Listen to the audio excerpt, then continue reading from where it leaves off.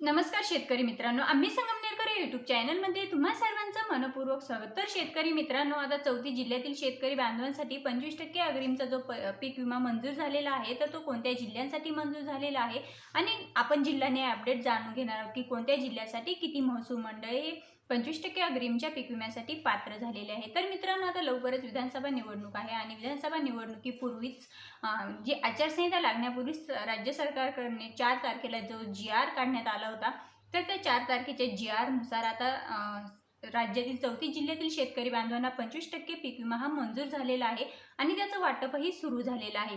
तर मग हे कोणत्या जिल्ह्यासाठी किती मिळणार आहे आणि किती महसूल म्हणजे कोणत्या जिल्ह्यातील किती महसूल मंडळ हे 25% पीक विम्यासाठी पात्र ठरलेले आहेत, याबद्दलची सविस्तर अपडेट आपण आजच्या व्हिडिओमध्ये जाणून घेणार आहोत।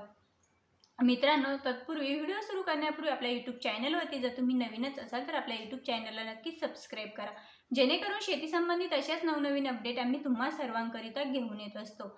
तर शेतकरी मित्रांनो, आता 34 जिल्ह्यातील म्हणजे खरीप पीक विमा 2024चा 25% जो पीक विमा आहे, तर तो पीक विमा मंजूर झालेला आहे आणि त्याचं वाटपही सुरू झालेलं आहे। तर शेतकरी मित्रांनो, विधानसभा निवडणुकीच्या आचारसंहिता लागण्यापूर्वीच खरीप पीक विमा 2024चा GR हा सरकारकडून काढण्यात आलेला होता आणि GR जर आचारसंहिते अगोदर काढलेला असेल तर त्याचं वाटप हे आचारसंहिता लागल्यानंतर सुद्धा चालू असतं, परंतु आचारसंहिता लागल्यानंतर सरकारला कुठल्याही प्रकारचा GR हा काढता येत नाही आणि कुठल्याही प्रकारच्या नवीन पीक विमा असेल किंवा नवीन योजना असेल तिची घोषणा करता येत नाही। त्यामुळे हा जो काही पीक विमा मंजूर झालेला आहे तर तो विधानसभा आचारसंहिता लागण्यापूर्वीच आहे, त्यामुळे त्याचं वाटपही सुरू झालेलं आहे। तर मग मित्रांनो, आता जाणून घेऊया की कोणत्या जिल्ह्यासाठी किती महसूल मंडळ हे 25% अग्रिमच्या पीक विम्यासाठी पात्र ठरलेले आहेत।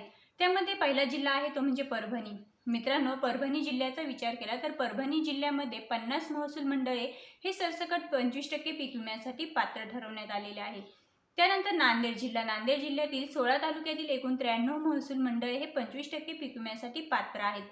त्यानंतर मित्रांनो, जालना जिल्ह्याचा जर आपण विचार केला तर जालना जिल्ह्यामध्ये एकूण 42 महसूल मंडळे हे सरसकट पीक विम्यासाठी म्हणजे 25% पीक विम्यासाठी पात्र ठरवण्यात आलेले आहेत। आणि त्यानंतर हिंगोली जिल्ह्याचा विचार केला तर हिंगोली जिल्ह्यामध्ये 5 तालुक्यातील 30 महसूल मंडळे हे सरसकट 25% पीक विम्यासाठी पात्र आहेत। त्यानंतर मित्रांनो, आता लातूर जिल्ह्याचा जर विचार केला तर लातूर जिल्ह्यातील एकूण 60 महसूल मंडळे हे सरसकट 25% अग्रिमच्या पीक विमा 2024 साठी पात्र आहेत। त्यानंतर छत्रपती संभाजीनगरचा आपण विचार केला तर छत्रपती संभाजीनगर या जिल्ह्यामध्ये एकूण 78 महसूल मंडळे ही 25% अग्रिमच्या पीक विमा 2024 साठी पात्र आहेत आणि त्याचं वाटपही सुरू झालेलं आहे। आणि त्यानंतर मित्रांनो, बीड जिल्ह्यामध्ये एकूण 87 महसूल मंडळे हे 25% अग्रिमचा पीक विमा 2024 साठी मंजूर झालेले आहे आणि त्याचं वाटपही सुरू झालेलं आहे। त्यानंतर यवतमाळ जिल्ह्यातील 20 ते 25 महसूल मंडळांमध्ये अग्रिमची अधिसूचना निघालेली आहे आणि अग्रिमची अधिसूचना निघाल्यानंतरच ती जिल्हे किंवा ती मंडळे 25% पीक विम्यासाठी पात्र ठरलेली असतात। तर मग यवतमाळ जिल्ह्यामध्ये 20 ते 25 महसूल मंडळांमध्ये पीक विमा हा मंजूर झालेला आहे आणि त्याचं वाटपही सुरू झालेलं आहे। त्यानंतर अमरावती जिल्ह्यामध्ये वैयक्तिक क्लेमचा पीक विमा शेतकरी बांधवांना मिळणार आहे।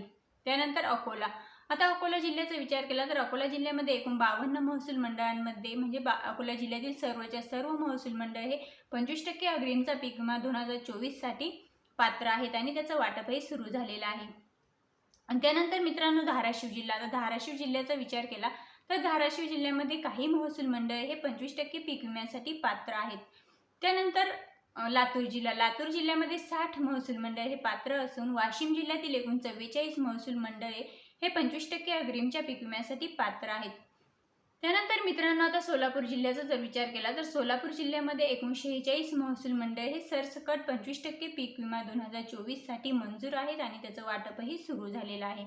अहिल्यानगर जिल्ह्याचा जर आपण विचार केला तर अहमदनगर जिल्ह्यासाठी एकूण 90 महसूल मंडळांपैकी 40 ते 45 महसूल मंडळांमध्ये 25% अग्रिमची अधिसूचना काढण्यात आलेली आहे आणि त्या 40 ते 45 महसूल मंडळांमध्ये 25% खरीप पीक विमा 2024 चा मंजूरही झालेला आहे।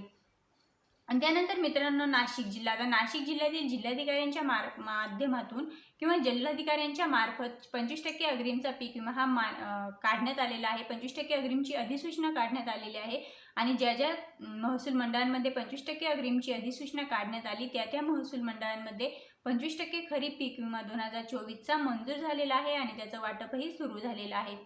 त्यानंतर आता नागपूर जिल्ह्यामध्ये सुद्धा वैयक्तिक क्लेमचा पीक विमा हा शेतकरी बांधवांना त्यांच्या खात्यामध्ये जमा होणार आहे. मित्रांनो, वाशिम जिल्ह्याचा विचार केला तर वाशिम जिल्ह्यातील एकूण 44 महसूल मंडळ हे पात्र असून 44 महसूल मंडळांमध्ये 25% अग्रिमचा पीक विमा 2024 हा मंजूर झालेला आहे आणि त्याचं वाटपही सुरू झालेलं आहे. एकंदरीत मित्रांनो, आता आपण विचार जर केला तर ऑगस्ट आणि सप्टेंबर या 2 महिन्यांमध्ये जो काही शेतकरी बांधवांचं बऱ्याच भागामध्ये अतिवृष्टी झालेली आहे आणि अतिवृष्टीमुळे जे काही शेतकरी बांधवांचं मोठ्या प्रमाणावरती या 2 महिन्यांमध्ये ऑगस्ट आणि सप्टेंबर या 2 महिन्यांमध्ये जे काही मोठ्या प्रमाणावरती नुकसान झालेलं आहे शेती पिकांचं, तर हे नुकसान भरून काढण्यासाठीच हा खरीप हंगामातला पीक विमा जो आहे तो दिला जातो. म्हणजे शेतकरी बांधवांचं जे शेती पिकांचं नुकसान होतं त्यातून त्यांना उभारण्यासाठी किंवा नवीन त्यांना शेती पीक उभारण्यासाठी त्यांना थोडीशी मदत होईल यासाठी, म्हणजे आर्थिक मदत मिळावी म्हणून पीक विमा हा मंजूर केला जातो आणि त्याचं वाटपही केलं जातं. तर मित्रांनो, आता यावर्षी म्हणजे 2024मध्ये ऑगस्ट आणि सप्टेंबर या 2 महिन्यांमध्ये बऱ्याच जिल्ह्यांमध्ये अतिवृष्टी झालेली आहे आणि अतिवृष्टी झाल्यामुळे शेती पिकांचं मोठ्या प्रमाणात नुकसान झालं आणि हे नुकसान भरून काढण्यासाठी 25% अग्रिमचा पीक विमा 2024चा मंजूरही करण्यात आला आणि त्याचं वाटपही सुरू आहे. तर मित्रांनो, ही होती 34 जिल्ह्यातील शेतकरी बांधवांची 25% खरीप पीक विमा 2024 बद्दलची महत्त्वपूर्ण अशी अपडेट. पुन्हा भेटूया अशाच नवनवीन आणि महत्त्वपूर्ण अपडेटसोबत. तोपर्यंत जय हिंद, जय महाराष्ट्र.